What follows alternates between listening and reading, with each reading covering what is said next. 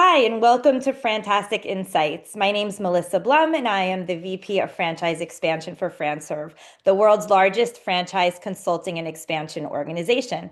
Our mission is to connect aspiring entrepreneurs with life-changing franchise opportunities. So today I want to introduce you to a very special brand. This brand is called Menchie's. This is an innovative franchise brand that's making a real impact in local communities. One of their taglines is "We make people smile," and I don't know what could be better than that. So I'd like to welcome Michael Mudd. Michael is CEO of BrandONE. BrandONE works with many great brands on their franchise development. Thanks for joining me today, Michael. Thanks for having me, Melissa. Of course. So let's go back, I think, first a few years. You have a little bit of history with Menchie's. You want to tell us about your background and why you're so passionate about this brand? Well, yeah, Menchie's is a personal story for me, Melissa. I started off in franchising 22 years ago and cut my teeth with Relax-the-Back for 4 years. But Menchie's was the first brand that I really got a big epic run with. I started with the brand in 2010, and I was with the organization until 2017. And I helped the brand grow from about 7 locations to a full national footprint. And I left Menchie's about 10 years ago. And not because anything was broken with the business model, but I felt called to go do something for myself. And I went and built my own company with some partners. So for 10 years, I've been building BrandONE and got a phone call from Amit Kleinberger. And he said, "Hey, we want to get the band back together and really give Menchie's another run." So I took the call, started having some conversations with him. I'm happy to discuss why. I think that's kind of an elephant in the room for a lot of people. Is like, why would I be called to come back to a brand that was so big in my history? But I'm back in the seat. I'm really excited about what Menchie's is about to accomplish, and I'm just really delighted to be part of it. Awesome. We're excited too. So let's start with some basics. Tell us about the company mission statement of Menchie's. Yeah, so the mission statement's pretty simple. It's on every cup, it's on every napkin. It's "We make you smile," and the mission is more complicated, I think, once you start to unpack it, because it's not just like a catchphrase. It's actually a really a driven, community ingrained brand. We go specifically after the family is the biggest demographic that the brand is positioned around. And it's a brand that families trust. And one of the most exciting things about the brand today, we've been operating now for 18 years. So we're now seeing second generation customers inside of our brand. And the kids that grew up with this concept when in 2010 are now adults and they're having children of their own and they're coming back with these shared experiences with Menchie's. And there's a lot of this consumer loyalty within the brand. And that Mhm. there's a few things going on. So we should probably unpack the category a little bit today and kind of what happened with this epic rise in yogurt, and then what Mhm. people kind of like misidentify as this collapse of consumer demand, which isn't accurate. It's actually stabilized. The industry is now seeing 3 to 5% annual growth rate, and Mhm. there's far less competition in the space today. Mhm. There is only 2 national players, and then there is a regional or two that play just in small regional markets. So Menchie's is enjoying some coveted air. What Mhm. we see right now is revenue trending. In the last 5 years, we've seen increasing average store performance, Mhm. which you would expect. So what happened is we saw this market correction, and then now we're seeing far less competitors for real estate. We're getting better positions. We're enjoying really an increasing consumer demand with far less competition today. And that's why I got pretty excited talking with the meet is data doesn't lie. So as candidates engage within our process, we walk them through not only the emotional piece of the brand, because it is a very emotionally engaging concept, Mhm. but it's backed by just like ridiculous data. One thing I think everyone needs to understand is that Menchie's has been battle tested. So not only did we go through the Great Recession, so if you go back into when the brand was having meteoric rise, we were seeing banks collapsing and the residential real estate market had just collapsed the economy. So in the face of a great recession, we were actually skyrocketing in growth. Then we went through the yogurt boom and then the consolidation of the category. The Mhm. market corrected is what it did. But we went through that. And then even worse, Melissa, we went through COVID. So Mhm. with all of these abnormal market conditions that were very complicated, the brand not only survived it, it actually got stronger. And Mhm. today we sit at 300 and almost 20 locations operating in 32 states. And we have a thriving franchisee base of great operators. Mhm. And right now the market, it's the best time. I mean, you can't deny it if you look at the data. It is the best time that the brand's ever seen for Mhm. this growth push that we're putting into the concept today. Awesome. And like you said, the data doesn't lie, and you sure have a lot of data, it sounds, to back up these claims. Yeah. So let's talk a little bit. What is the business model of Menchie's? What does the investment look like? And I know you're very excited to tell me about some of the key differentiators that Menchie's has going on these days. Yeah. So let me start with the business model. This one is kind of interesting. So one, it's we are the largest self-serve frozen yogurt brand on the planet. And what I kind of want to explain this a little bit because Mhm. self-serve yogurt opens up a huge amount of benefits. First, the product is a better for you product offering. So we're an experiential dessert concept, but the product also has clean ingredients. We have no artificial colors, no high fructose corn syrup. We use live and active dairy cultures in the production of the product. And then we have options for every dietary need. So Mhm. consumers today have dietary needs, and we take care of all of them: low fat, non fat, no sugar added, vegan options, gluten free options. So the brand is very inclusive. We Mhm. want to make sure that everybody that comes into a community has a place to smile with inside of Menchie's. Now, I'd say one of the biggest differentiators and one of the things that I think stood the really helped propel the brand forward are Mhm. licensed partnerships with Disney and DreamWorks. So what we've done is integrate concepts into like our cup designs and into our spoon designs and into featured flavor programs. Today, Menchie's has over 270 proprietary products. Those products are pre-made and pre-mixed at a dairy that we've had a relationship with over a decade. So the Disney integrations are things like Percy Jackson. If you go to the store right now today, there's Percy Jackson cups, there's Percy Jackson featured flavors. We've done an integration with Boss Baby. We worked in integration with Disney on Descendants and had a featured flavor and cup design for the Descendant program. We did Peppa the Pig. We did Mhm. Zombies 4. We did Wild Robot. Wow. We did Angry Birds. So there's within our stores, you're going to see two featured flavors and typically an LTO or a limited time offer. So Mhm. these are going to be unique, maybe seasonal or some kind of an integrated product to something bigger.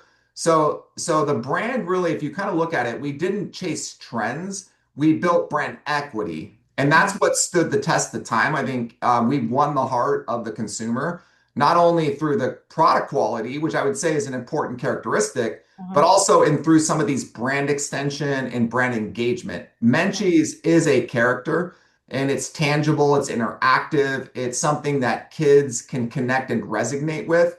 And when Mhm. you think about the decision makers of a family, it's typically going to be mom. So Mhm. you've got to appeal to the mom, and that means trust. So does mom trust the product that she's putting into the body Mhm. of her beloved family? And the answer is yes. But the kids are like, take me to Menchie's, take me to Menchie's. So it's a celebratory product where you come for your birthday, you come after you win a soccer Mhm. game. It's something that you come into for almost a routine. And then we Mhm. also drive quite a bit of impulse traffic just being in the right shopping centers. So Mhm. real estate too is pretty important. Now let me peel this one more layer for you. This is important too. Absolutely. So this is what's so fascinating. So Menchie's isn't really a traditional food model because most food is going to be highly complicated. You got Mhm. perishable products, you're dealing with high labor. So a lot of people think of it as like a complicated low margin business. But Menchie's turns that upside down on its head. Okay, this is Mhm. what's crazy. So the product is one pre-made and pre-mixed at the dairy. And it comes in a gallon container, just like a gallon of milk. But Hmm. in the dairy, they deep freeze the product and they put it Hmm. into a case and it goes onto a pallet. So Hmm. we ship this product through a food distributor, can show up at the store as much as once a day, or we usually get deliveries, 2 or 3 times a week. The Hmm. reason is volume of the store and how much size they have for storage. Now that product goes straight into a walk-in freezer. And then when they're ready to use the product, it goes and it thaws down to a liquid again, back into a cooler. Now, from there, all they do, a franchisee is going to shake the product and pour it into a yogurt machine. That's as Hmm. complicated as it gets. Okay. In the yogurt machine, it soft freezes it and it'll contain that product for 3 full days. It'll Hmm. keep it cooled, it'll keep it frozen. Everything's good to go in the machine. So, the most complicated part of our operation is cutting a strawberry. We have job aids for every aspect that's going on in this store. So job aids for everything. So there's Hmm. never, when you hire unskilled labor, these are typically younger people that are happy, smiley. They have a lot of energy. Menchie's is Hmm. a cool place to work. It's fun for them to work in there. But what the best part about this is the guest is making the product for themselves. So Hmm. they make it perfect every single time. There's never a situation where there's pickles on the burger and they didn't want the pickles. I'm giving you an example, but they're actually making it exactly how they want it. So they're Yeah. delighted. For kids, it gives them autonomy. But the best part about it is it actually controls the portion. So Hmm. the guest is controlling their own portion, what's in this cup, and Hmm. they pay for every single ounce that they put in the cup by weight. Hmm. So when you think about it, it's a brilliant model. We shave out a huge amount of labor Hmm. because guests are basically, if you think about it, let me ask you this one, Melissa. Sure. Who do you think is the best, or who's the most important employee that you would hire at a Menchie's? Who's the most important employee? I mean, Yeah. certainly someone with a big smile that's greeting Well, me. yeah, it's kind of a trick And question. It's your guest, right? Your guest is your employee oh, because they're the one. So think about it as being you're giving the market customization and yep. individualization, and you're Yeah. giving Oh, kids that makes autonomy. complete sense. But they, like in a traditional food model, you're paying someone to go and cook the food and make the burrito at a Hmm. Chipotle, as an example. Hmm. What if I was to say, hey, you in my employee or my guest, you make it, and then I don't have to pay you in anything, and you like it better because you made it yourself, and it gives you an experience, and it's tangible and interactive. Yeah. So Brilliant. it's one of these brilliant business models Sure that is. have higher margins because the labor is being stripped out of it. Labor almost Hmm. becomes a fixed expense in this model. It's not Hmm. as variable as you're going to see in most food options. So Absolutely. more profitable, more sustainable, and it gives guests the better experience in the business model's fundamentals, which I Hmm. think is something that is pretty unique in the yogurt business. So I'm pretty excited about those Yeah. characteristics for the brand. Absolutely. So since you're talking about how simple this business model is, that kind of leads me into my question about what kind of candidate are you looking for in the franchisee?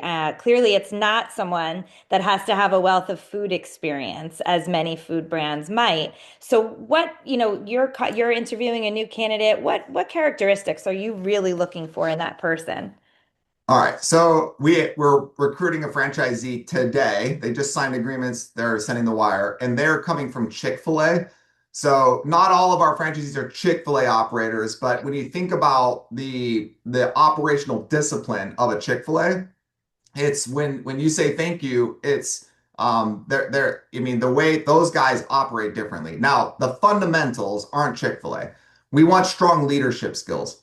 Okay, so we want franchisees that have led small teams in corporate America or Mhm. they exhibit the ability to lead a small team. At the end of the day, Menchie's has only 2 to 3 team members that are going Mhm. to be at a store at any given shift. So it is a small team, but they need to exhibit some leadership skills.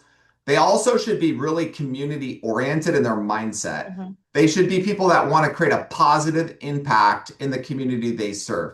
We're Mhm. highly tied into schools. We're highly tied into Mhm. YMCA. It's think where kids are is what we need to be marketing into. Mhm. And we have a full marketing platform that franchisees don't need to be marketers. They just need to be part of the community. They also we like owners that are family oriented and family focused, Mhm. comfortable leading and managing people.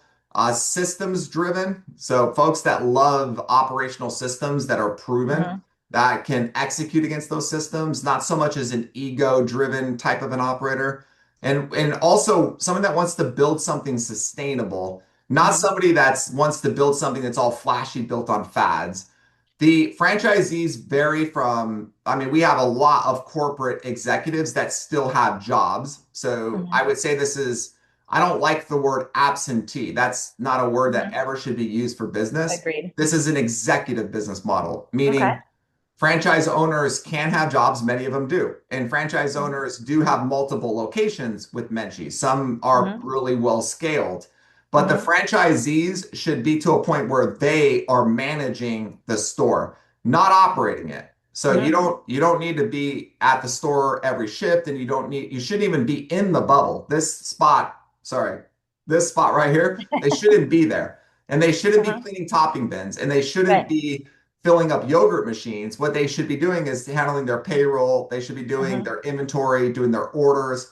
They might do a bank deposit. So they're basically leading the store, but they're not at the store every day. Their Got it. involvement should be more at the community. It also does give people a lot of flexibility and time. Hmm. So that time and flexibility can be used for a job traditionally Hmm. in in junction with this, but a lot of family operators, a lot of this is what's interesting too on the customer profile, just little Hmm. tidbits. This is one of the few businesses that I think you have in your inventory where the kids are going to want to hear about how the business went at the dinner table. Mm. So mom gets into it or dad gets into it, and it's something that the kids can relate to. It's something that kids can be grown up into the business and Hmm. they're excited and passionate. When you have to run to a store to check on it after picking your kids up from school, the kids are like, "Oh yeah, we get to go see the store." You're one, you are the coolest parent in your school. So you own a Menchie's. You like every one of your kids' friends wants to come to your store. So it's one of these businesses that I think have a lot of like I think people have a lot of pride in the ownership of it, Mm. rightfully so, because it is a community driven, community ambassador type of a business model. Love that. Love that. And so many candidates we talked to today are really looking for that business where they can make that community impact. So I'm glad you're speaking so much about that. I think it's very, very important. Yeah. Um, let's shift a little bit. You talked about some economic factors that have happened over the past, decade or so. Do you see the current economy having any impact on the business? And what about seasonality in certain parts of the country? Are people in Minnesota buying frozen yogurt in the winter? All right, I love this is a good question, by the way. So, I find the downturn economies have no impact at all. In fact, it actually helps our business thrive, and I'll explain why.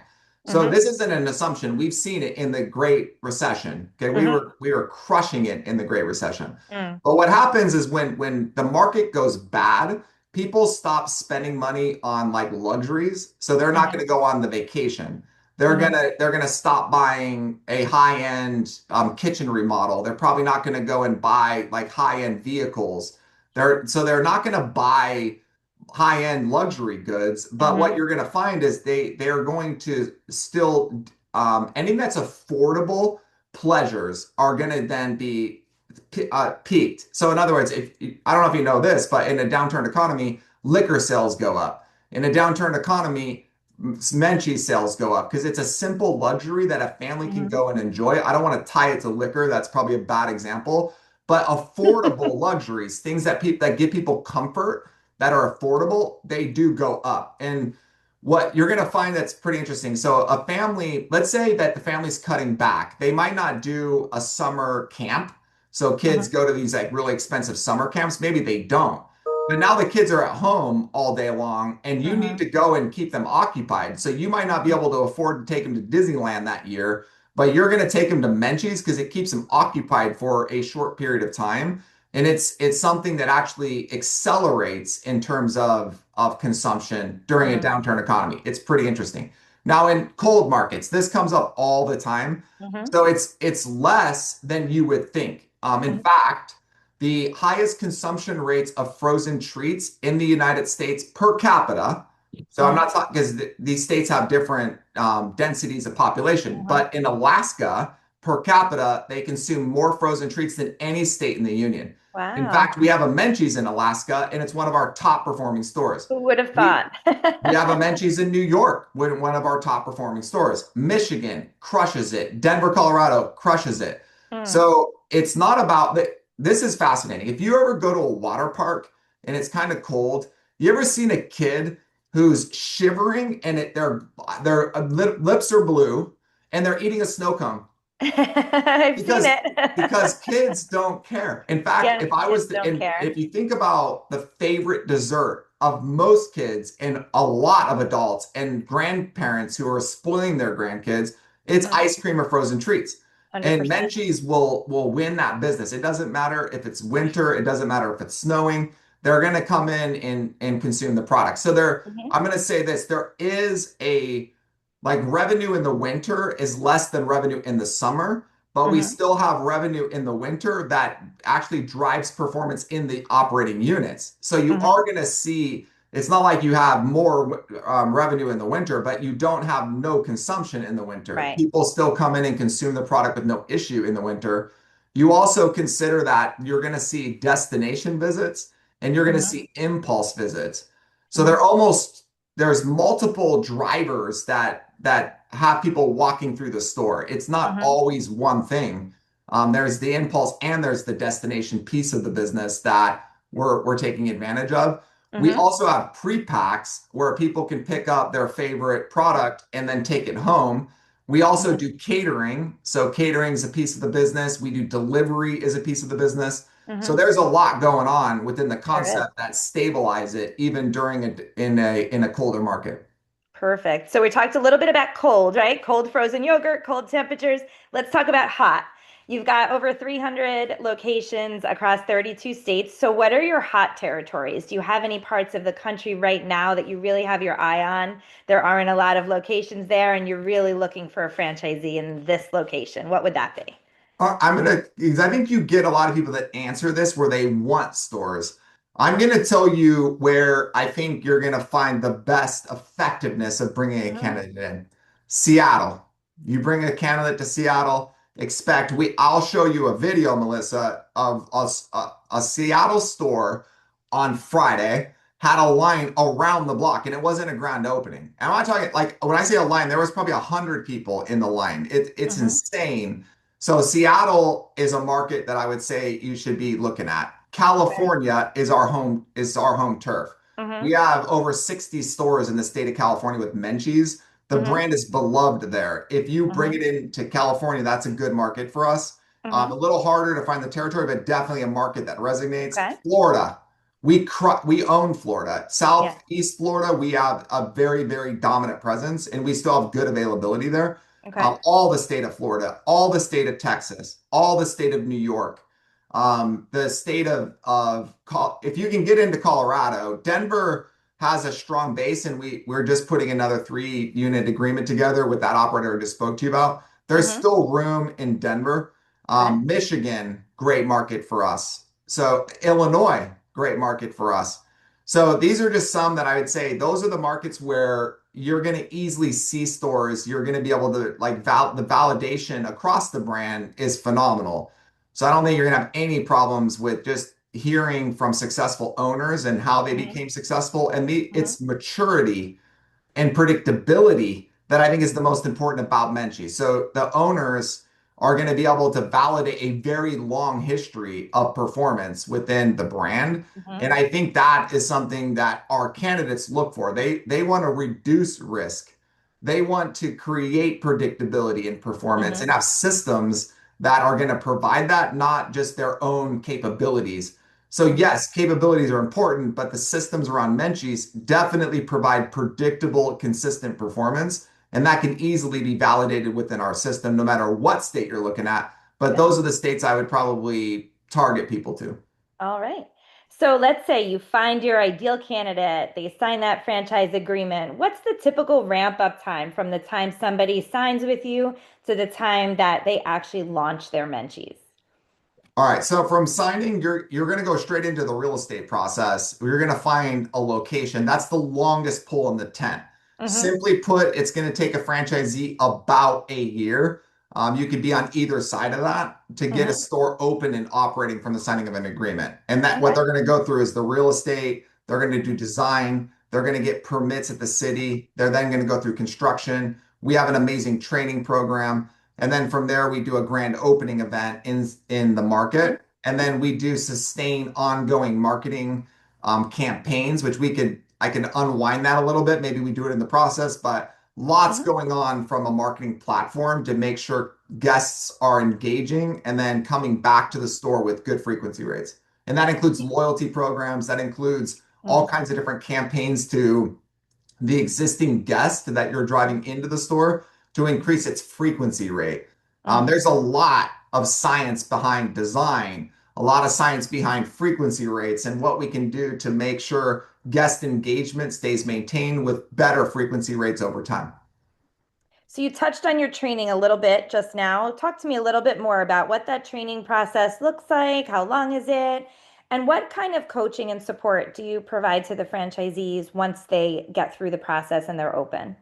Yeah, so we do training at Menchie's University, and that's in Los Angeles, California. We have a dedicated classroom Mhm. environment for that, and a dedicated team that provides all the in-store training programs. That's a Mhm. full week in Los Angeles, so they Okay. do 5 days there, and then they go back out to their store, and then we send an opening team for 3 more days in market Mhm. to give them training inside their own Menchie's location. So they're ultimately in a classroom and then they're also working in the store through all shifts in Mhm. all positions while they're Mhm. in our training program in our locations. And then Mhm. from there, we come out to their locations and work with them and their team for another 3 days. The Got ongoing support. So when you think about every month, Menchie's is rolling out a marketing initiative. So that initiative is, let's just say, for example, Piercy Jackson this month. Well, we roll out a Piercy Jackson campaign to the community. When I it. say Mhm. that, the franchisee community. Mhm. And we're giving them all of the window clings that go on the exterior of their store. We give them placards to put, they're like decals that go on your tabletops.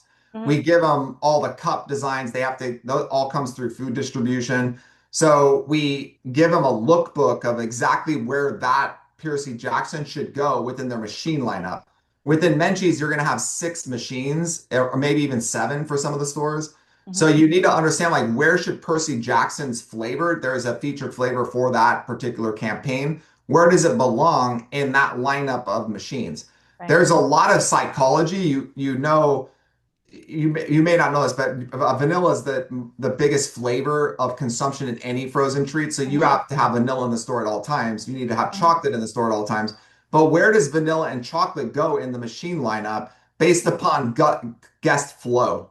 Because Mhm. guests are going to flow through a non-linear design at Menchie's, and that makes it, there's a lot of science behind that too. Yeah. But yeah, so we basically give them all of like exactly how they execute the campaign. We run a social and a digital campaign behind that for them. And then Mhm. we give them even collateral that they should push out through their own social campaigns within their stores. We give them lookbooks. We give them all the job aids. We give them Mhm. all kinds of different campaigns that they can run within their local community. The Mhm. franchise owner doesn't need to be a marketer because Mhm. we do all the marketing really for them Mhm. and really give them all of the assets they need to deploy the marketing. What they should be is really community stewards. They should Mhm. be is big part of the community, like their face. Our franchisees running through a Costco, people are gonna come and stop them. Be like, hey, what's going on, Menchie's? Like people know these franchise owners. They're a Wow. part of the community they serve. And that is one, I think one of the things that give people pride is they get to serve something that they believe in to the community as a general, and the community responds to that. Yeah, I love that. And it sounds like it's a place that really does truly make people happy, Yeah. which we all need a lot more of these days. So this was such amazing information. If there's anything I missed or one key takeaway you want our viewers to leave this with today, what do you want to leave them with? I mean, there's a lot. So I would just say, Menchie's isn't just a frozen yogurt concept. It's really a disciplined, family-centered brand that was built upon an experience. Hmm. And it has operational simplicity and it has long-term staying power. And the category was once crowded. Lots of mom Hmm. pops, lots of folks that were really driving through the fad. When others chased those trends, Menchie's focused on the brand. We focused on our culture. We focused on sustainable economics. And the result was really a concept that blends consumer appeal with a self-serve model that is efficient and scalable. Menchie's has earned its right to be in front of you and your consultants and your candidates. 18 years of staying power, been battle tested. Hmm. Economics are increasing every single year. And that comes a lot, not just by it's discipline. It's getting the right franchisee base, having our franchisees aligned with the purpose of our brand, having our Hmm. franchisees be able to validate their success with the brand for 18 years. Really, not much has changed about Menchie's. We have built it on a foundation, and it stands on a foundation. Hmm. And right now, we're at over 300 locations, looking to grow to 1,000. So I appreciate everyone that has joined this meeting. It's been a Yeah. pleasure just having the discussion with you, Melissa. I'm around at any time. So if anybody has a question, if you want to just bounce some ideas around me, I'm here for that at any time. Perfect. Thank you so much, Michael. This is such an exciting opportunity for entrepreneurs. I know you said not much has changed, but it sounds like in 18 years, you guys have just gotten better and better. So if anyone's looking for a great business and also wants to make a real difference in their community, this sounds like something they should look at. FranServe is thrilled to have Menchie's and BrandONE as our partner, and together we can help even more people achieve their dreams of business success through franchising. So, to our viewers, thanks so much for joining us for this latest edition of FranTastic InSights. Stay tuned as we've got more conversations coming your way with innovative brands that are shaping the future of franchising. And until next time, have a fantastic day. Thanks, Michael. Thank you, Melissa. Have a nice day.